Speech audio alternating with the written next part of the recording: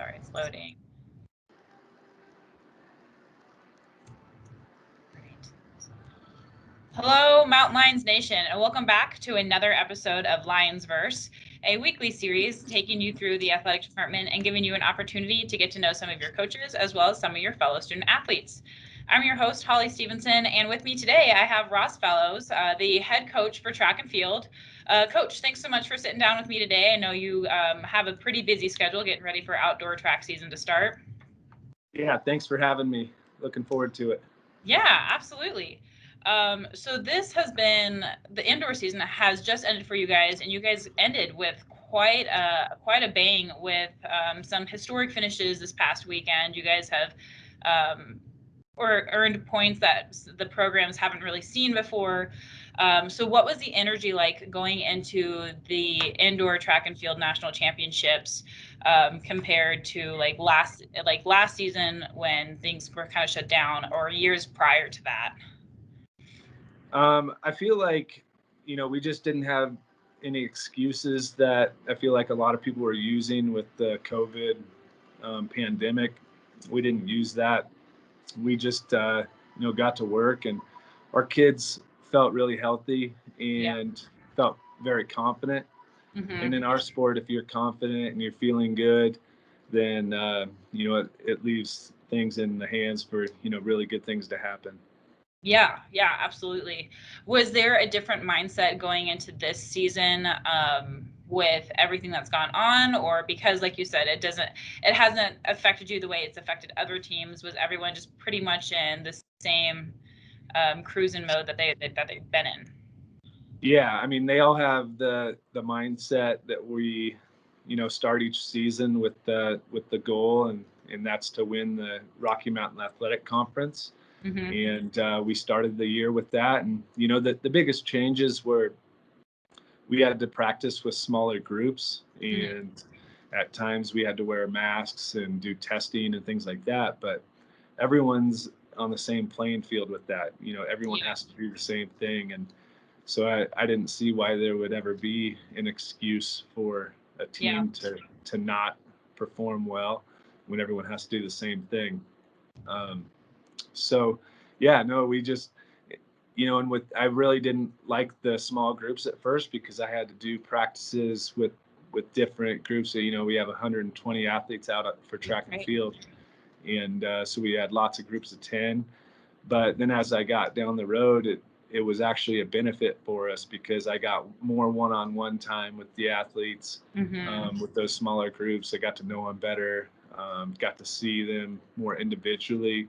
Yeah. So we were better this year than we have ever been, and Right. a lot of that just comes from having more of those individual practices and having, the kids, confident. We didn't compete every single weekend. We took weekends off, and we were strategic about that.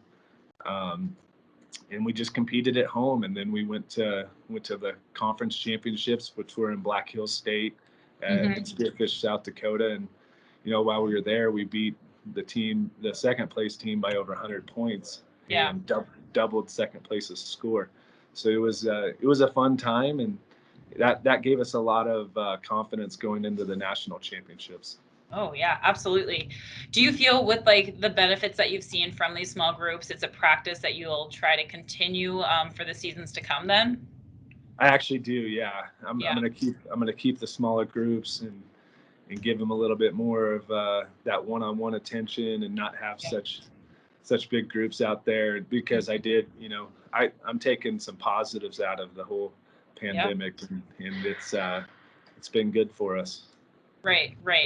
How is the dynamic amongst your athletes, or have you seen any change within the dynamics because you're doing more small group work? Yeah, kind of good and bad. The Mhm. athletes don't get to see, we don't have full team meetings anymore because, I'm not going to throw 100 people together. Yeah. Um, they don't get to see each other as much as a group. Those are things that kind of stink with Hmm. this whole deal. But they do kind of bond with their groups of 10 a little bit better. And then when we do go to those meets, it seems like they all kind of come together for each other, which is good. Yeah, awesome.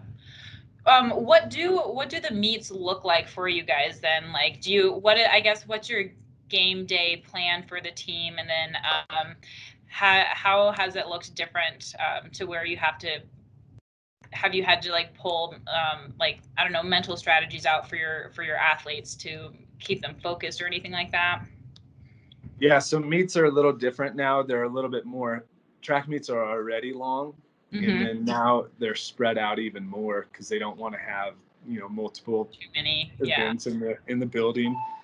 At least with indoors. So it's been different, but we treat each of our indoor like regular season meets as a glorified practice, Yeah. and those are our best practices, is just being in the meets competition and getting better that way. And Right. then we use each of those to get better throughout the year, where our main focus is the championship meets. We have two Yep. championships every year, and that's the Rocky Mountain Athletic Conference and the national championships. And we Yeah. try to build each meet and each season to where we peak and do our best at those Mhm. championship meets. And I feel like we do a really good job of that, where maybe some other people struggle, where they're Right. feeling a little beat up at the end of the year. And Uh-huh. our strength coach does a really good job of getting the kids kind of peaked up for that, as well as what we do on the track. So it's been good. Yeah, awesome. Well, and you guys, obviously are very consistent with all of your performances. So whatever you guys have, been working on is very clearly working for your athletes. Yeah. Um, Walk me through a little bit about, because last year everything kind of hit the fan right before the national meet, to the point where you guys were already down. Was it in Alabama or Arkansas? Yeah. Like, Yeah. We were in literally, Alabama. yeah, getting ready to compete. And then everyone was like, nope, you guys got to go home. We're not competing. What was it like for you and your athletes to have to give them that message, and then kind of pull them out of that funk of, yeah, that's super disappointing, but this is the year ahead of us and we're going to, just kill it. Yeah. So we just come off of winning the conference championships, both on the men and women's side. Yeah.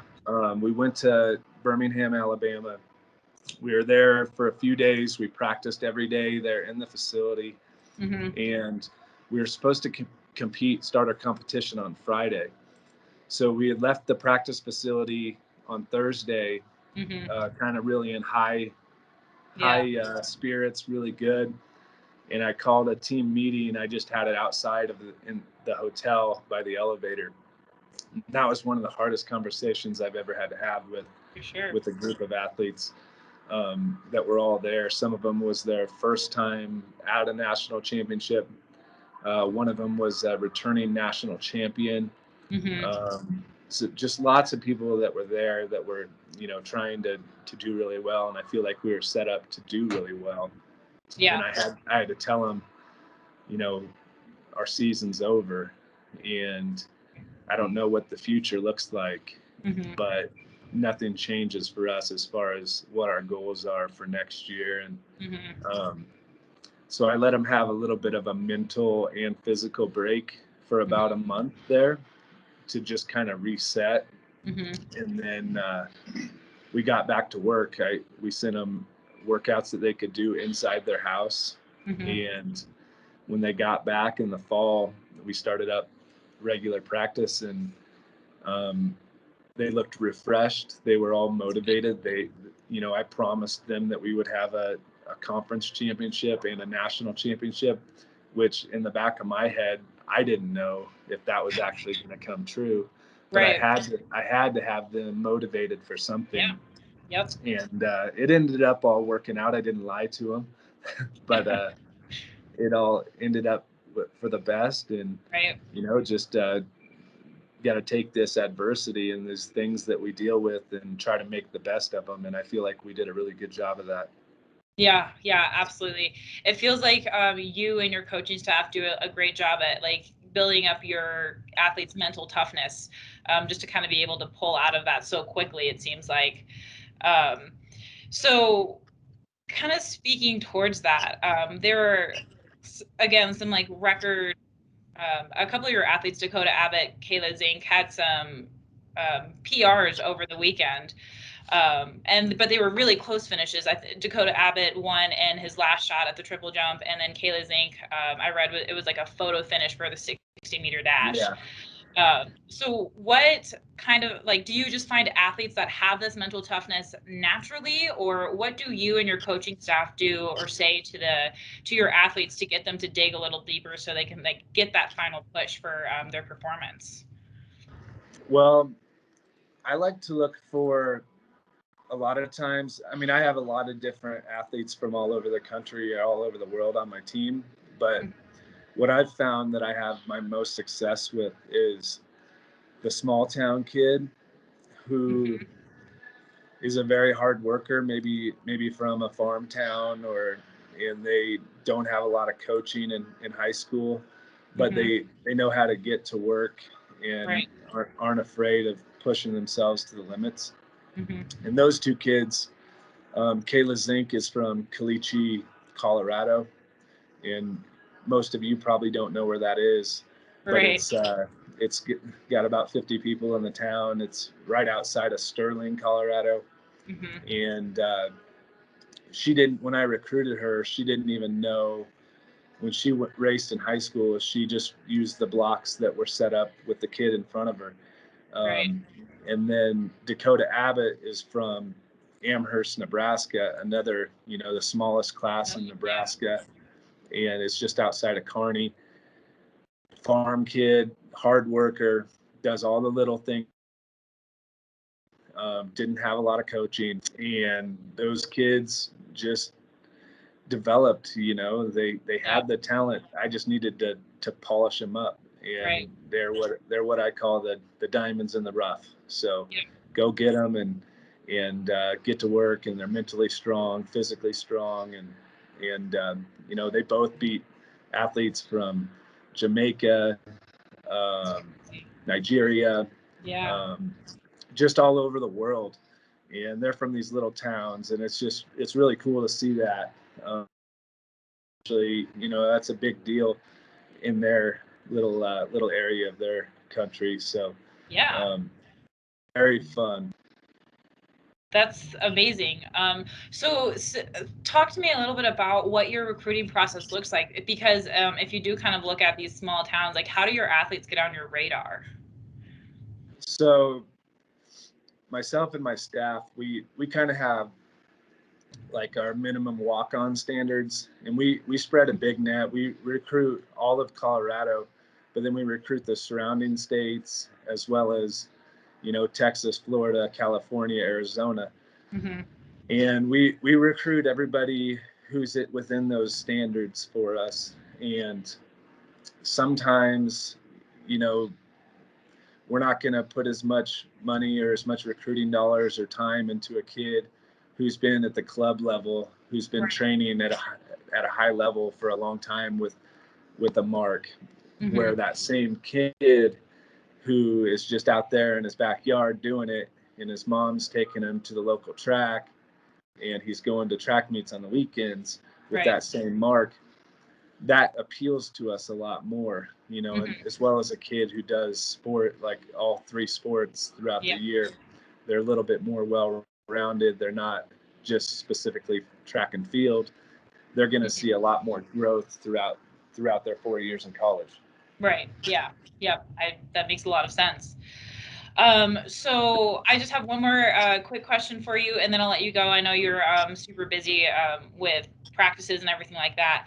So what's the biggest difference, or is there a difference for how you prepare and train for outdoor track versus indoor track? And what are the expectations that the fans and spectators can have from you guys as you do make this transition?